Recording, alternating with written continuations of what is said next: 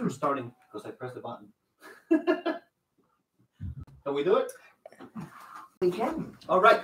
So, my name is Patricia Doxey. I'm the reporter with the Daily Freeman. I'm here today with Yvonne Lahar, our senior editor, and the chairwoman of the Ulster County Legislature, Tracey Bartels. Tracey, thanks for joining us today. We'll talk for about an hour on a variety of issues. But first, I'd like to give you the opportunity to just make an opening statement, if you'd like. Introduce yourself and tell us what your thoughts are about the new position you've got. Okay, thank you. I first want to thank you so much for having me and giving me the opportunity to reach out to the public through this forum. I'm grateful for it, and I'm grateful for the position. As you know, it's a new position for me. Now it's 3 months, but it's been a whirlwind, and I'm settling into it and trying to navigate the world of this new position. I've served in the legislature for 12 years, and I've served under a series of chair people, but now finally being in this role, it's very different from that seat, and I have a newfound respect for those who have served before me, both in terms of their time and their commitment, and I'm navigating that as I go. Can you talk a little bit about what sort of your duties and responsibilities are? Lots of people like to say you're, first among many, but you have more responsibilities than just chairing the meetings. Yeah, so chairing the meetings is that's also a learning curve. That's a procedural parliamentarian role, but there are other duties in addition to appointments. There are quite a lot of committees that require chair appointments, and so that's one of the roles. But in some ways, it's what you make of it. On the day-to-day, I've been working from the legislative offices anywhere from 2 to 4 days a week to try to get up to speed.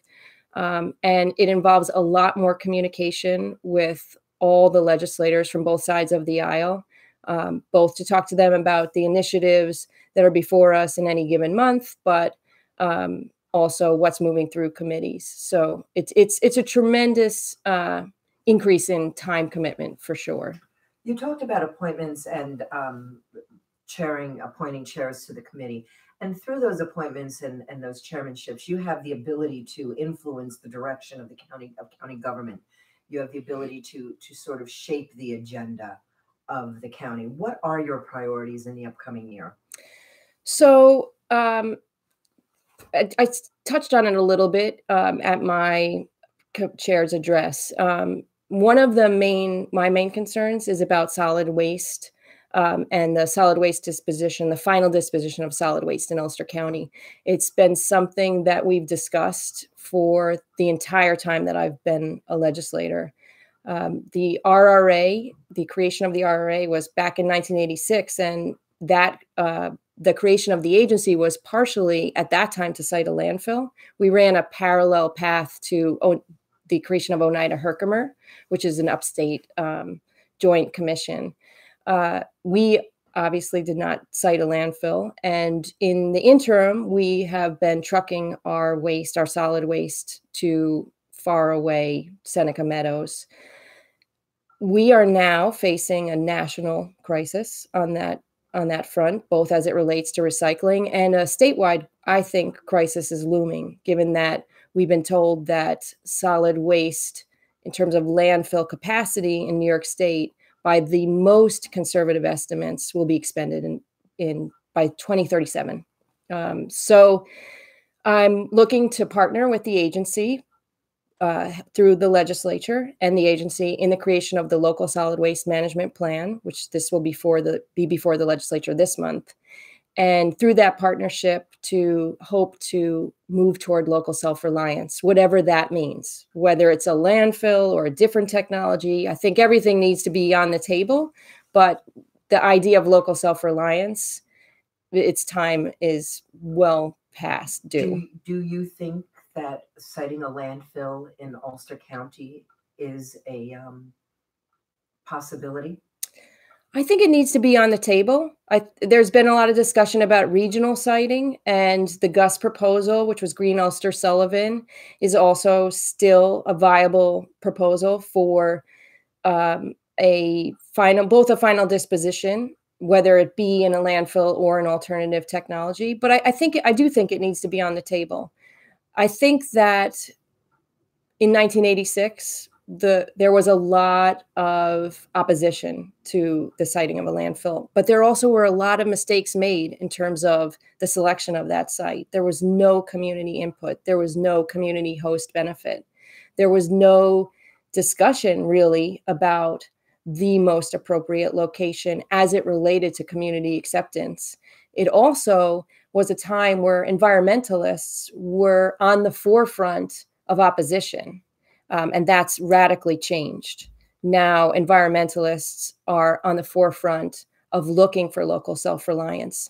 The interesting thing about siting a landfill, and I realize it's a hot button issue because of the not in my backyard mentality, and because of the great beauty of Ulster County, which is something we all cherish. But the benefit of siting a local landfill, whether it be truly local or regional, is that when you have ownership of a landfill, you have a stake in not filling it. And that's a really, really important distinction. When you're shipping your waste off, it's out of sight, it's out of mind, and it's just connected to a dollar figure.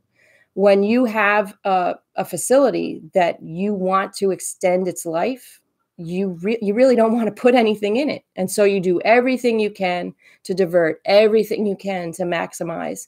And that's a model that has been near and dear to me, but I'm open to the discussion. I really am. I'm open to whatever technology makes the most sense. And that is one technology that I think we need to investigate. What are the other options in terms of technology? Well, there's waste to compost, which is expensive, but we have a regional example of it, and that's literally taking municipal solid waste and the end product is compost. There's waste to energy in all its various forms, which in some cases, there's a proposal in Orange County on the apron of the Stewart Airport facility for a waste to energy facility. Some are looking at drying solid waste and using the product for cement plants. Others are waste to energy that then gets translated to energy for home and gets pumped back into the grid. So and then of course there's a Taylor proposal. Taylor, which is in Orange County, has long been working on a different type of waste to energy facility with very limited byproduct or leftover. I don't believe they have a working model yet, though. I just want to stay with this topic for one more second or Sure. one more question. And when you talk about local ownership and the desire then to do everything you can to not fill it, that speaks to recycling and increased recycling. And we know that recycling markets are drying up pretty quickly. I think there's an issue in Kingston where they're going from single stream back to dual stream. I know that's something that's being pushed by the RRA. How do those two sort of coexist? If we're seeing a drying up of the recycling market, that would necessarily, I think, mean an increase in the amount of solid waste that needs to find a home. It does. In the simplest form, it does. So Kingston is moving to dual stream, and I believe they're doing that by April 1st. They got their new toters and they're distributing to their residents. But in terms of the markets, the worldwide markets absolutely are drying up for single stream because single stream long has held the challenge of being contaminated. And dual stream, there are still markets for dual stream, but dual stream markets are diminishing in terms of the economic value of the markets. And that presents a unique challenge because the state is still requiring that we divert. And it raises the question of if there isn't a market for what you're diverting, if there isn't an end product, whether it be a financial market or a useful market, is it actually recycling?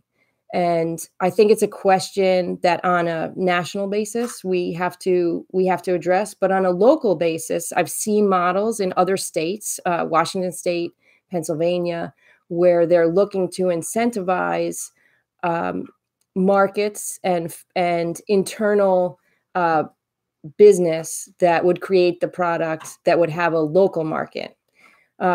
We're going to go down. I'm looking to try to arrange to go down to New Jersey, where there is a facility that went from being a processing facility that was shipping pretty exclusively to China to a pelletizing facility, which is selling all its product right out of its New Jersey facility. About rethinking both our consumption and which is the front end. Or at state and national level, more so than local. I don't know that a company not provide polystyrene, there's warehouse, but choose how we consume, and then we do to real local. They might seem marijuana. New York State, and it appears as the law is currently written that counties and cities will have the ability to opt out of allowing recreational dispensaries within their county borders. I know that we have in Ulster County at least one, maybe two medical cannabis dispensaries. What is your feeling about recreational marijuana being sold within the county? I support it. I've spoken to our new sheriff about this issue, and this is one of many issues that's coming down from the state that I do think we need to be prepared for. Is the issue? I mean, I support it, but it's going to bring challenges. The sheriff talked about challenges in terms of roadside stops and potentially increased accidents, which I don't know if that's actually true. I'd have to look to the numbers in communities that have gone before us. But the idea of the criminalization of recreational marijuana has not worked out well for our communities or others, and it's also it's resulted in increased arrests and social justice issues that I think the time has come. So I see it coming down. I don't see this county opting out, but I also think we need to do the work to be prepared for it. Speaking of the sheriff's office, the operations at the Ulster County Jail and of the Ulster County Sheriff has been of concern for you for quite some time. As a rank and file member of the legislature, you have frequently raised questions about contracts that the county sheriff has with any number of vendors providing services. In your address to the legislature, you announced the creation of a commission to study the Ulster County jail population, criminal justice systems, and policies. What is your specific concerns about what's happening or not happening at the jail?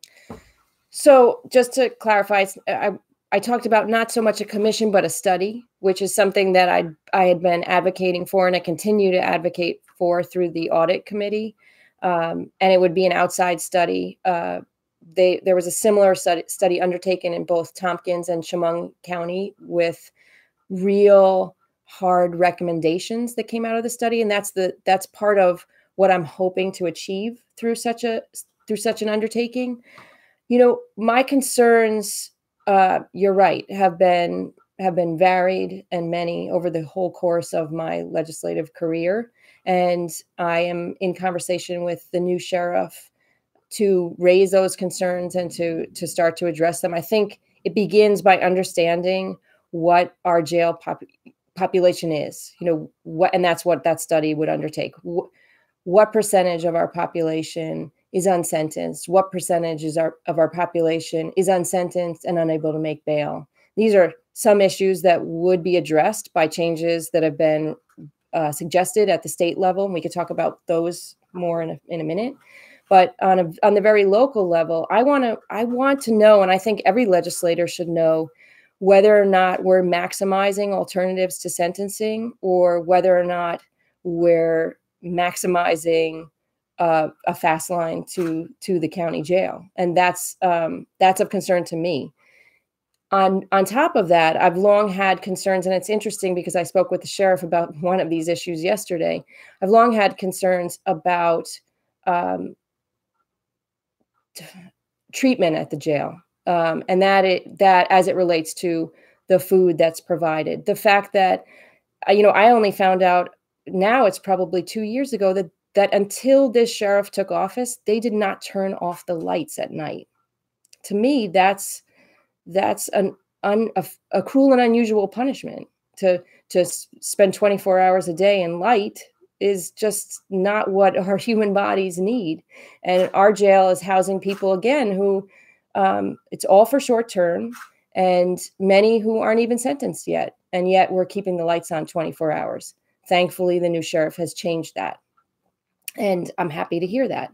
But I also look to whether or not we're providing healthy meals, not the bare minimum, not necessarily the cheapest. And I know that these can be controversial concerns about the phones. I know you've heard my concerns about that, which were echoed nationally.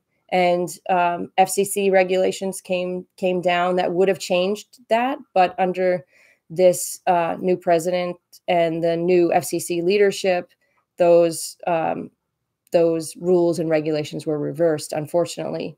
And what are your concerns about the phones? That it costs a lot to call. It costs a lot to stay connected with your family.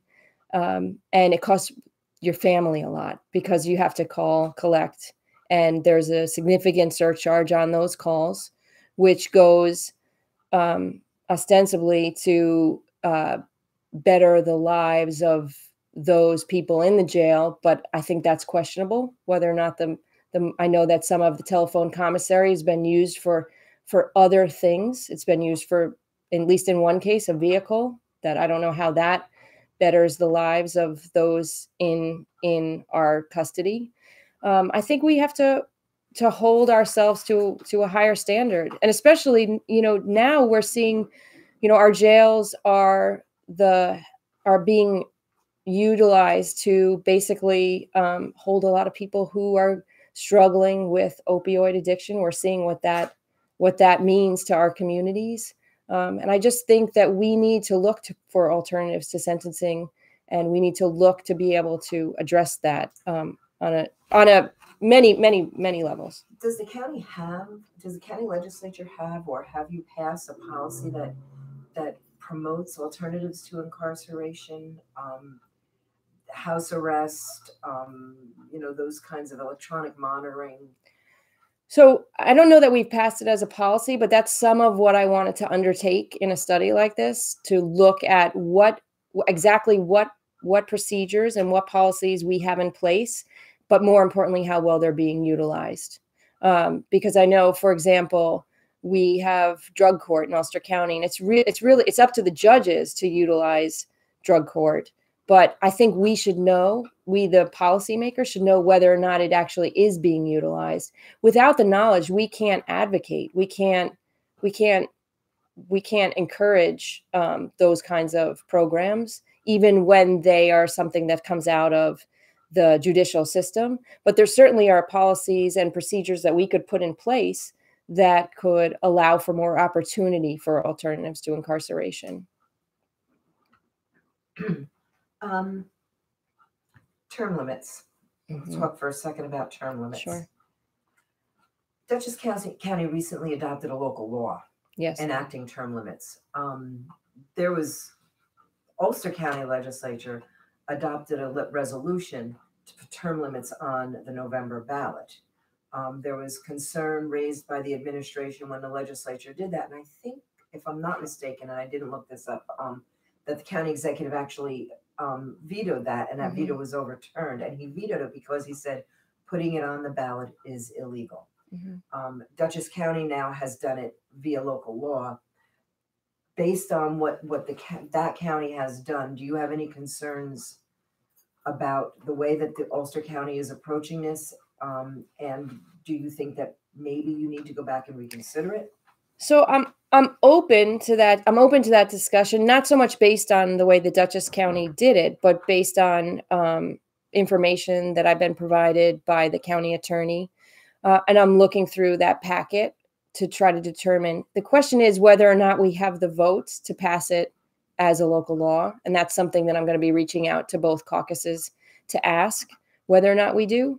I know that there are some members of our body who really want to know what the public thinks. And putting it to referendum is a way to get public approval on the issue. I support it either way. So I support term limits. I support the measure, whether we do it as a local law or whether we do it as a referendum.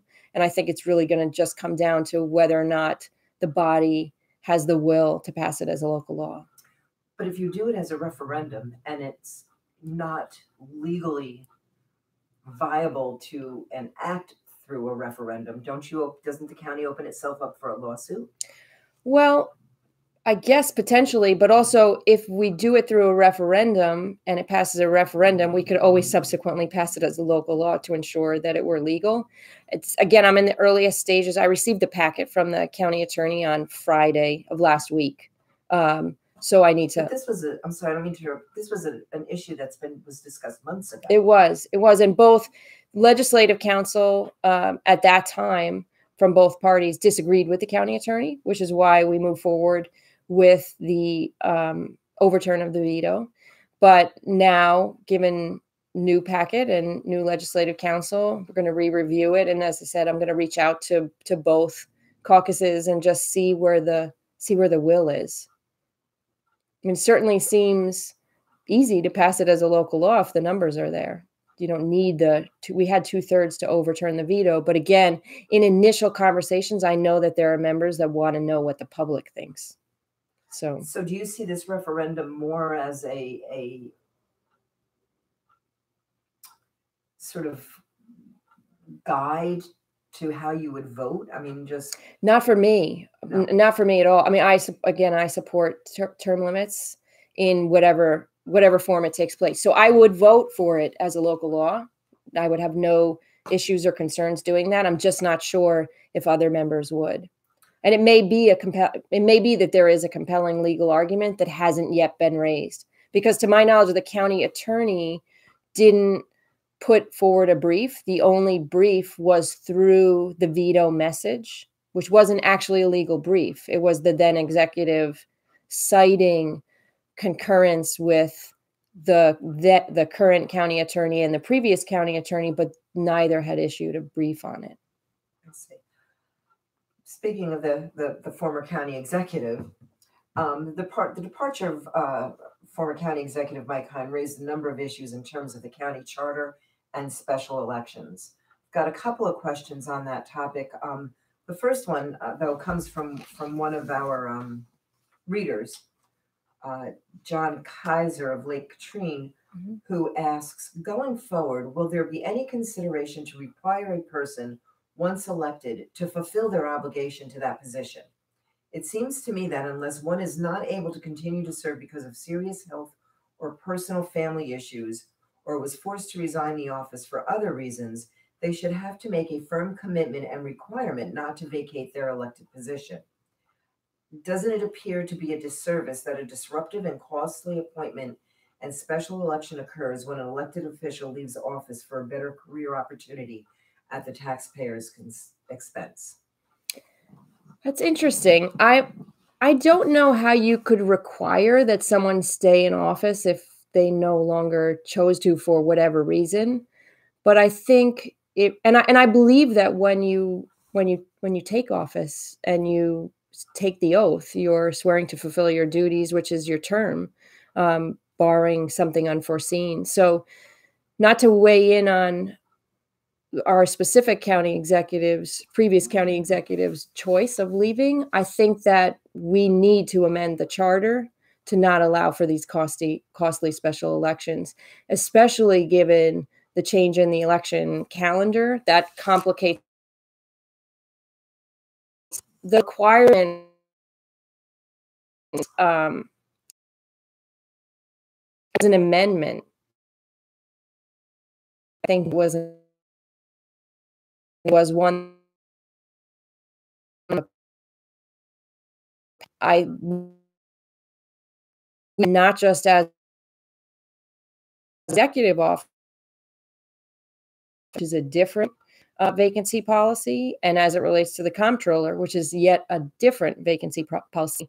I've heard a lot of discussion about this specific instance as it relates to the last year in office, and I don't see the distinction as critical. For me, any year that an officer would vacate, we'd be faced with the possibility of a special election versus waiting for the general. And now the one argument against waiting for the general, which was the previous charter's requirement for the executive, is that time could potentially be longer due to the new election calendar. But I'm not convinced that it's not the best route to take, just to allow the acting executive to serve out that rest of that 1 year until that coming general election. Because I agree that it's costly, but I also felt strongly that it's what our charter said, and it's what our charter required us to do. Because there was some debate within the legislature about whether to move forward with this special election or not. There was, absolutely. As a result of this charter change that was made this year, right, 2019, there will be 3 county executives. Yes. How do you see that affecting the county and the legislature's ability to do its job?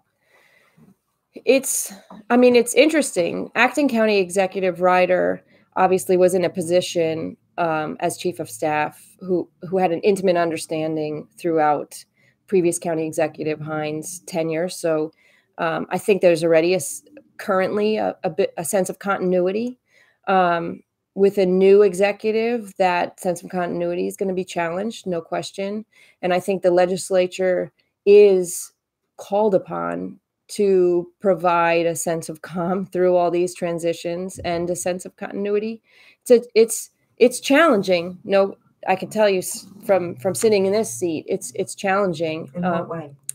Well, knowing that that the acting executive is in a temporary position, and that in a matter of months, we're going to have a new executive again, and a new executive who's going to be put in the position at the very time that person is going to be running for office again for the general, which is concurrent with the budget cycle. And the budget cycle, as it is a challenging endeavor. I know that we can rise to the occasion, both the legislature and the executive offices. We have excellent people in positions across the county in terms of the departmental positions, but I don't know what change to expect with a new executive and department heads, et cetera. And so it's something we're going to have to work through for sure. Do you think that in this case, Adele should have remained through till the end of the year when and the new executive would be elected in November to take office in January? I think that would have been preferable. It's just not what the charter allowed for. Do you expect the legislature to put up a charter change to change this for the November ballot? I do. The Laws and Rules Committee is looking at it currently, but I've urged that they also look at the vacancy requirements for the other elected offices. They're different? They are. In what way? So in the legislature's vacancy plan, if a legislator vacates for whatever reason, the legislature fills the vacancy. I don't believe that the charter speaks to what happens if the legislature can't fill the vacancy. For example, if there's a tie and the legislature is unable, and then there's a special election. at the same model if it's not within 180 days. In the comptrollers, it's the next in a line, the succession line fills until the general, I believe. Until the general. I in that think so. instance. I think so. I haven't looked at that one closely recently, but I believe that's the case. So I want to talk to you about two issues that you've been grappling with, that the legislature has been facing in terms of legislators on the body. Sure. Joe Maloney. Legislator Maloney was found to have violated the county ethics law, and he was fined $7,000 for his actions in regards to votes that he took for the comptroller's office. One was the budget, one was approving the contract, I think. The CSEA contract. Right. His wife is a CSEA member who works in the comptroller's office. Do you have concerns that he has violated an order of a body that was appointed by the legislature? This body, although the members are nominated by the executive, you confirm those nominations. That body held a hearing, it deliberated, and it issued a finding and an order. The time frame has passed for Legislator Maloney to pay that fine. He has not. Do you have concerns about that at all? Not that aspect of it. I mean, I think that Legislator Maloney is still within the time frame for filing the Article 78, which is the finding of the ethics board was in conflict with itself in terms of the timing of the various measures that they allowed for, because I believe they allowed for a measure a time for which he could resign, and then a different timeline for which to pay the fine, and then there's a different timeline for which to appeal the finding, and those didn't work together. So he's still within the timeline for filing the Article 78, and I don't know. I believe he's in the process of doing that, but I don't know that for certain. In terms of the finding itself, I've been on record that I disagree with the finding. I think that there's precedent that speaks to our ability to weigh in on collective bargaining agreements. And I expect that would be a part of his appeal through whatever process, which again is in Article 78. My greater concern, which I spoke to, was the fine as it was connected with the request, or not request, but the suggestion that the fine could be dismissed by his resignation, and that gives me pause. And I've said that before. I mean, that gives me serious pause. I think all legislators should take that under consideration. The idea that a fine could be levied and weighed against your elected office when there isn't another mechanism to require his resignation just seems an overreach to me. You appointed him to head the Audit Committee. I did. That Audit Committee also has a member of the comptroller's office that sits on it. It does. Given these concerns that have been raised by someone filing the complaint with the ethics board and the ethics board's findings, why? I mean, does that not seem to be a conflict in and of itself to have his wife's boss sitting on a committee that he oversees? Well, I'm not sure that it's going to be his wife's boss that's going to sit on the committee, but I understand your question. His representative. It would be his representative, and it's an ex officio representation, so the comptroller's office doesn't have a vote on that committee. But I don't see it as a conflict, and I see it also as an opportunity for Legislator Maloney to provide his unique talents. He's long spoken about issues as they relate to audits, and he and I had a long conversation prior to the appointment. He understands the scope of the committee, and he's looking forward to working with all the other committees. And even in his initial outreach, I appreciate the work that he's done. I'm not concerned about it. The committee's charged by charter to hire the outside auditor. Our outside auditor is in the middle of a a renewal cycle. So we're not looking to a new outside firm. But even if that were the case, I don't see that as a direct conflict. But you see this audit committee as taking on a role that's greater than what's outlined in the charter. Isn't that correct? Well, it's not that I see it. It's that committee. I've served on that committee, I want to say, for 4 years. And that committee, over the course of 4 years, has taken on a greater role. It's an advisory role as a greater role, but it's when I served on it previously, that's where we were having the conversations of what studies to undertake from within the legislature. And that's still a place where that could happen. Legislator Maloney is having those conversations in connection with standing committees, and any suggestion for an outside study or report or audit would move through the standing committees, not the audit committee strictly. But isn't that actually the role of the comptroller's office, to be auditing the outside agencies that the county contracts with, to be auditing the departments that the county departments and the programs that those county departments have in place? It is, and I'm looking forward to a new working relationship with the county comptroller's office. I think that I've said to the county comptroller directly and had an initial meeting with the county comptroller and the deputy and one of his auditors to talk about moving forward with legislative input on what they are going to be auditing and what they're going to be looking at. And I'm hopeful that we can turn the page and begin fresh, because there's been a complicated history there, both with the comptroller's office and the legislature and the comptroller's office and the executive. And some of that may have been personality driven, and some of it was on the merit. But I think that I was there for the creation of the charter and the conversations about what that office could be. And I'm hopeful that we can get there through working together and having an open dialogue.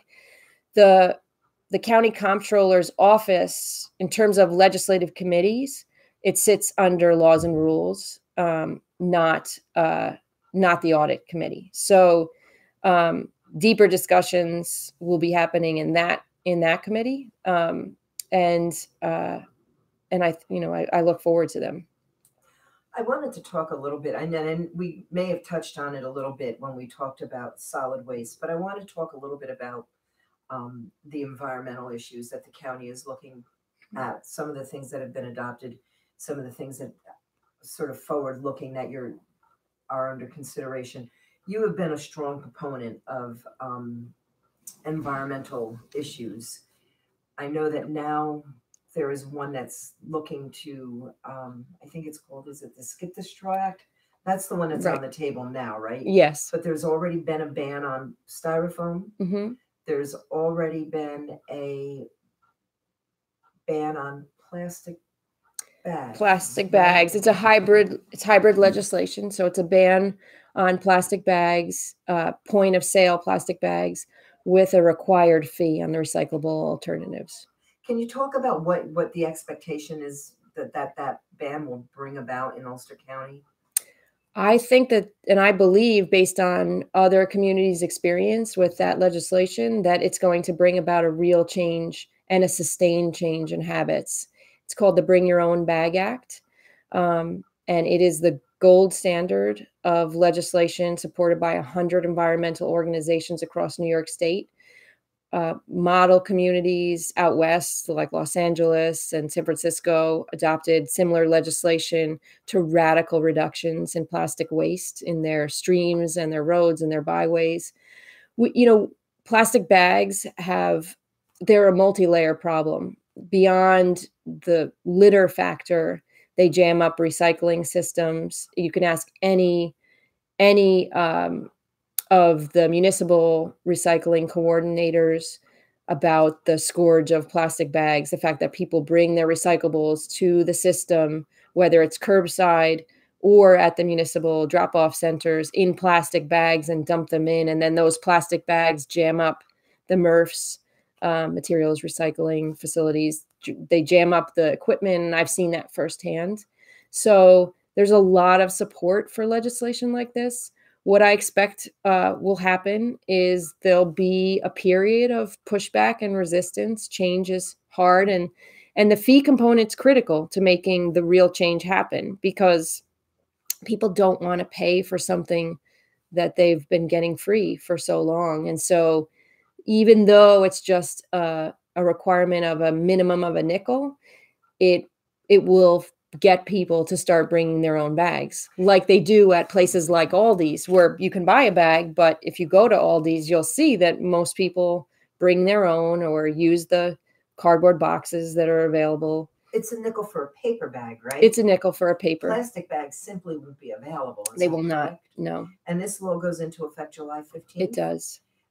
The state is looking to adopt a statewide law that would be less restrictive, if it's my understanding, than what Ulster County has. So the state is looking at, there are 3 different proposals on the table. That's my understanding. What the governor proposed is a ban only, no fee component. And we debated that heavily in committee, and there are models of that example. Chicago is a large scale. Chicago had a ban only. And what happened as a result of the ban is that they had increased plastic waste, because the big box stores that could afford it simply made bags that exceeded the ml threshold. And as a result, there was more plastic by volume in the system. And so the mayor pulled back on that legislation, and it became a fee only. So it went from a ban only to a fee only. And so I'm hopeful that cooler heads will prevail at the state level, and that won't be the legislation that moves forward. Our legislation, there's a similar bill at the state level by Senator Kruger, and that's the one, again, that the environmental community is pushing. There's another piece of legislation. It's also a hybrid legislation, but in the other legislation, the fee is actually a tax that goes to an environmental fund. And then I believe they're now talking about changing that so that eventually the tax will be sunsetted. One thing that I think is important to note about our fee component is that the money goes back to the business. So it isn't a tax. It's really to offset the cost of the bags. And if businesses choose to charge more for the bags, they can. And that's something that I was very sensitive to. Our businesses have been amazing partners in this environmental change and these initiatives. You cited the polystyrene takeout ban, and that was a transition for businesses where businesses they could push the cost to the consumer, but many businesses made the transition to alternatives that were recyclable at, in some cases, an increased cost to the business. And I'm grateful for that. We've had amazing compliance countywide, and I think a real impact as we saw in last year's clean sweep of the Hudson River and its estuaries. There's a lot less polystyrene waste as a direct result of the legislation. But in this case, in the plastic bag legislation, if we were to, in addition to potentially having more waste by the increased ML, if we were to just have the ban, what especially our small businesses would be pressured to do would be to provide the alternative at no charge to the customer, maintaining the same habit, but at a significant increased cost to them.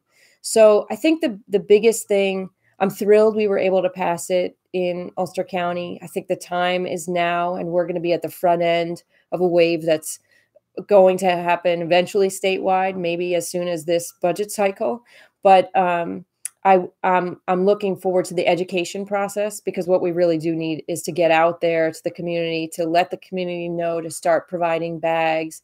And I know that an RFP went out at the county level to hire a firm to help with that. And hopefully they're starting to put together the stakeholders group that's going to do a lot of this outreach. We have. I'm sorry. What does RFP stand for? Request for proposals. Oh, sorry. Request for proposals. And, in this case, I was just at a green event in Gardner this weekend, and talking to people there, there's such an excitement surrounding this piece of legislation and such a willingness on the part of both environmental groups and just environmentalists, people who care about our environment, which is so much of our county, willing to help out in that outreach. So hopefully the county is going to leverage that energy and goodwill to help get the word out. That's what our counties down south in Long Island did in terms of using students and the community to get the word out. I want to talk about Hector Rodriguez. Okay. When did you first hear about the allegations about Hector? In terms of the specific allegations I did not hear those specific allegations until they were in the news, but I heard of allegations in the lead up to the chair's vote. What role did those allegations play in the lead up to the chair's vote? I can't speak for each member of the caucus to say how they weighed in, but I know that going into that second meeting to discuss the chair, in going into that second meeting, Hector had already lost the vote on the issue, on other issues, on differences in terms of style. I don't know if people know that I had challenged Hector's leadership. The two of us, we both ran for the chair in December, I want to say. And I lost, but it was not, it wasn't unanimous. The support for Hector wasn't unanimous. So in the interim between December and January, when there started to be rumors of allegations or misconduct, there were other concerns that were being raised by members in terms of styles of leadership, and those played a role as well. So I can't speak for other members of the caucus. Has anybody from any group, what is that group, Citizens Action, or any other organizations come to the legislature to voice concerns about the allegations, or to with these allegations towards Hector, or is it still just what you're hearing and reading? It's still just what I'm hearing and reading. Republicans have called for an investigation into these allegations and for his removal as chairman of the Economic Development Committee? It is. You appointed him the chairman of that despite these allegations. Mm-hmm. Can you talk to me a little bit about that decision? Yeah, Republicans have called for an investigation. To my knowledge, no Republicans called for his removal as chair. I'm not sure about that, okay. But I appointed him given that he was the most qualified for the job, and at the time that I appointed him, it was still rumors swirling, and it's something that I'm grappling with currently. I've met with members of both sides of the aisle of the legislature, including some of those that have raised specific concerns from the Republican caucus, to talk about how we move forward, how we take this situation and use it as a catalyst for change in the legislature. What's clear to me is that we don't have policies in place to adequately deal with these types of issues. For example, and it's only very recently that I even thought of this, coming off of a conversation with a legislator, that we don't have a code of conduct. The legislature simply doesn't exist. And so that's something that I'm going to be looking to partner with legislators who are interested in creating a code of conduct, because I think we need to provide for some change as a result of this. I still grapple with the issue of Hector's chairmanship. He's certainly the most qualified for the job, strictly on his legislative experience. And I don't think we can discount all that he's brought to the legislature and continues to bring to the legislature. That said, it's difficult. It's a matter of weighing due process, but also believing those people who have thus far come forward. The call for an investigation to me is a little complicated in that the charter allows for us to conduct investigations, and I think that I think that the only investigation that the legislature's ever conducted, I was the chair of, and that was the investigation into the cost overruns at the law enforcement center. But it's the charter specific that the investigation shall be in the furtherance of our duties. And I'm not sure that this investigation would be in the furtherance of our duties. And two, I'm also not sure that, and I need to speak to the minority leader about this, what exactly he wants to investigate. I don't think that anyone's questioning any of the veracity of any of what's come forward. The legislator Rodriguez said he wasn't questioning the veracity of it, and that he apologized, and he was looking to have some sort of restorative justice forum for handling it. So I don't know what we'd actually would be investigating, but I do think we need to change. I think we need to use this as a catalyst for change. One of the interesting issues that's arisen as a result of this, and I think it also came up as a result of the ethics board's ruling in the Joseph Maloney case, is that there is no mechanism under which a sitting legislator can be removed from office. Other than through general municipal law, which is Right. pretty specific. I mean, nothing here rises. Felony, for example. You could censure him. You could, and we've seen that in other counties where a county legislator or a county legislature, has censured an individual legislator for things that they've said or actions that they've taken. But that seems to be about the extent of a legislature's power, because each legislator is a duly elected official by the members of his or her district. Do you think that should change? The ability for the legislature to remove a legislator? Or I'm not sure about that. I think it could be an overreach of legislative power, and it would concern me that it would be used politically, especially in an extremely unbalanced legislature. That's not what I'm seeing here, but I would worry about putting into a political body the ability to remove there would have to be very strict standards. And I also don't know how that would intersect with general municipal law and whether or not we'd be allowed to do something more restrictive. But it would concern me about the political abuse of it. But that said, I do think, like I said, I think we need to have a code of conduct that we hold people accountable for. And I hope to undertake that in fairly short order. Well, what would that look like then? If you have a code of conduct that each legislator must abide by, what would happen if they didn't?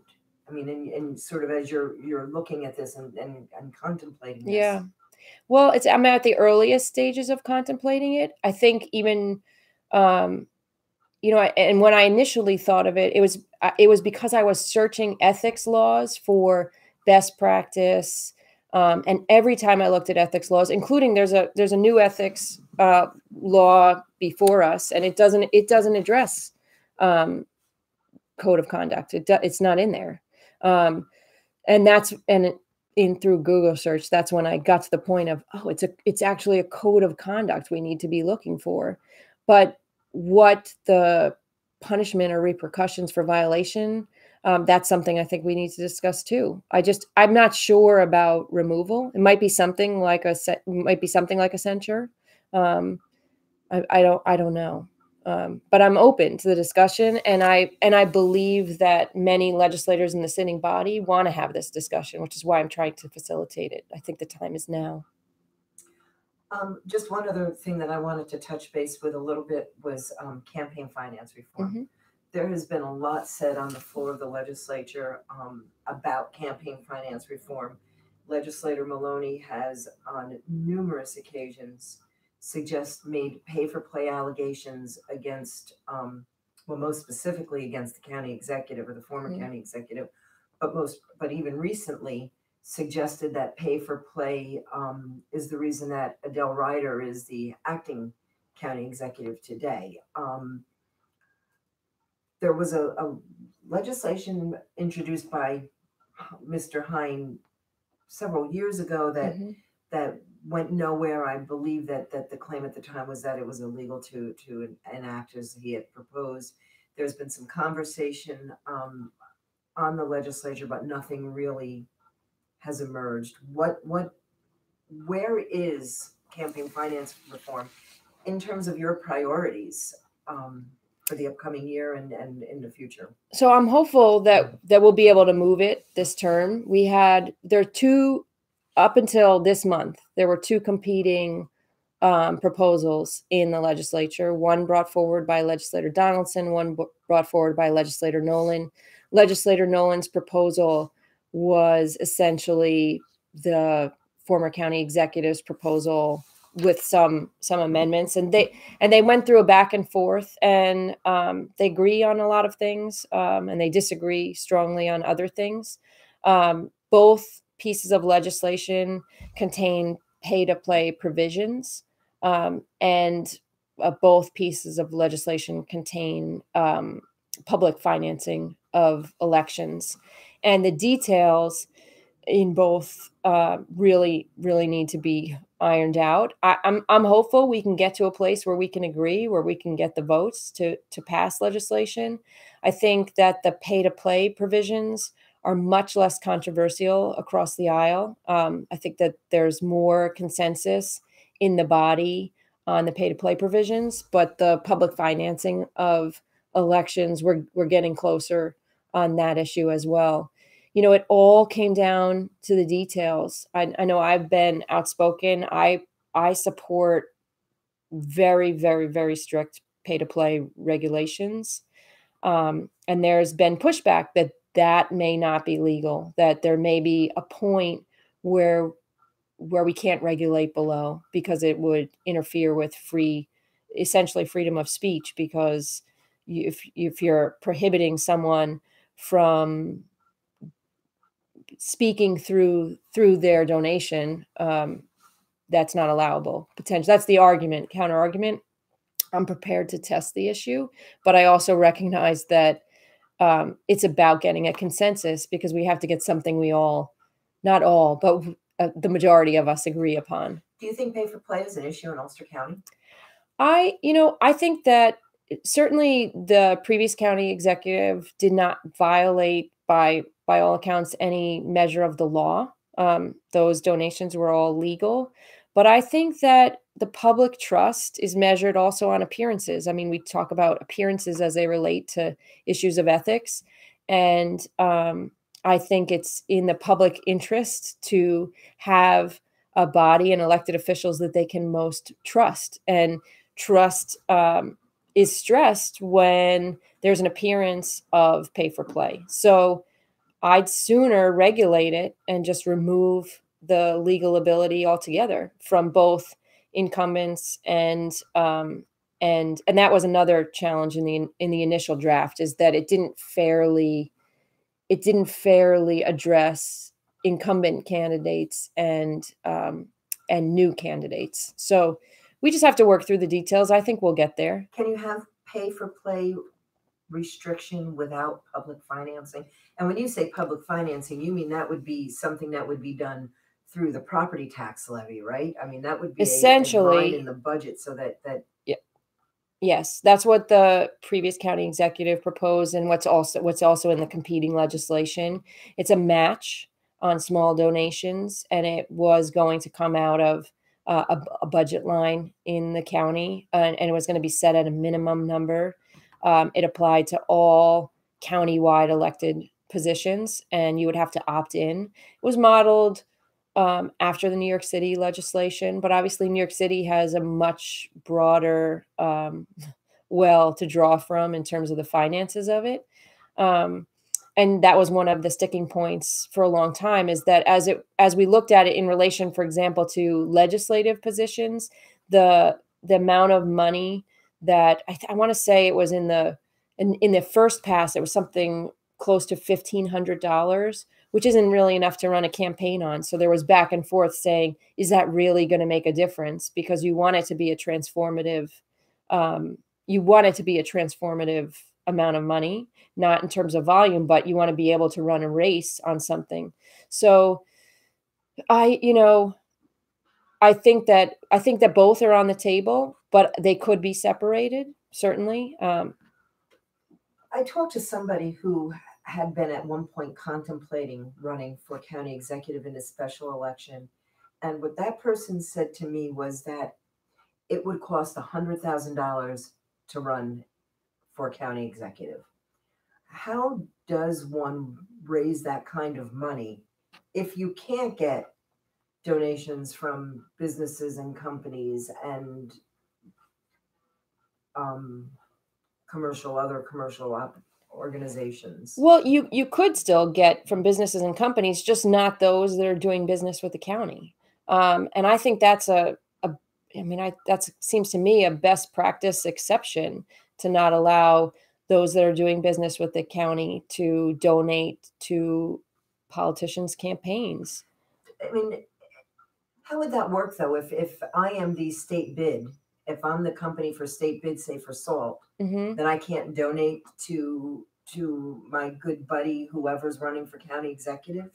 Well, there are different models. Some models exempt those contracts that are won off of state bid, or those contracts that are won off of competitive bid. One of the challenges is that the competitive bid, there is an aspect of that allows for a certain amount of latitude in terms of, it's not always, it's the lowest responsible bidder, right. And the word responsible allows for some subjectivity, and subjectivity is what we're trying to avoid as it connects with political donations. But so there are models where the state bid would be exempted. I know that New Jersey passed pretty comprehensive campaign finance reform some time ago, and the onus is on those people doing business with the county and bidding with the county, that they sign a disclosure, and that they sign that they are not donating to or haven't donated. So I think there's a lot of different models we can look at. I do think it's in the best interests of public trust. Happens this year? I hope so. If it happens this year, it would be not effective for the county executive race coming up, though. Probably not. No. But to your point about $100,000 for a special election, that's a reason for public financing. If the person that you spoke to was a qualified person, and that person didn't put their name into the race simply because of finances, that's something we have to consider. That are we getting all the best, most qualified candidates if money is an issue even at this local level? I think that legislative races are much more attainable. I mean, it depends on the race, but some races are run on a few $1,000s and a lot of door knocking. And I have one last question, and that's that in the midst of everything else, this is also a legislative election this November. Are you going to run for re-election? I am. All right, Tracey, I think that does it.